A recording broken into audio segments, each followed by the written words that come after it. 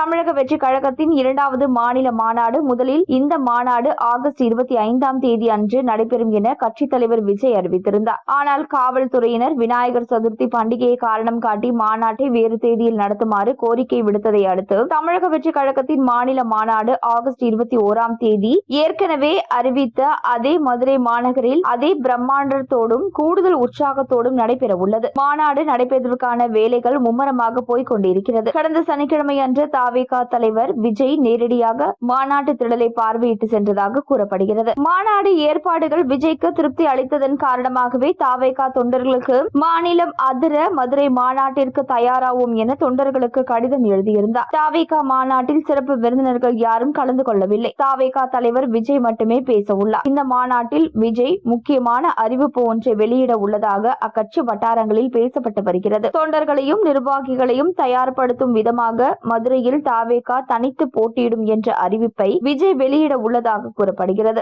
இந்த மாநாட்டிற்கு பிறகு விஜய் நேரடியாக எதிர்க்க திமுக தயாராகி வருகிறதா? விஜயை தேர்தல் நேரத்தில் அட்டாக் செய்ய திரைத்துறையை சேர்ந்த வாகை சந்திரசேகர், பிரகாஷ் ராஜ், வடிவேலு உள்ளிட்ட பிரபலங்களை வைத்து பிரச்சாரம் செய்யவும் திமுக இப்பொழுதே வியூகம் வகுத்து வருகிறது. வடிவேலு ஏற்கனவே கேப்டனை எதிர்த்து பேசியதால் பல சிக்கலை சந்தித்தார். தற்பொழுது தளபதி விஜயை எதிர்த்தால் பல பிரச்சனைகள் வரக்கூடும்.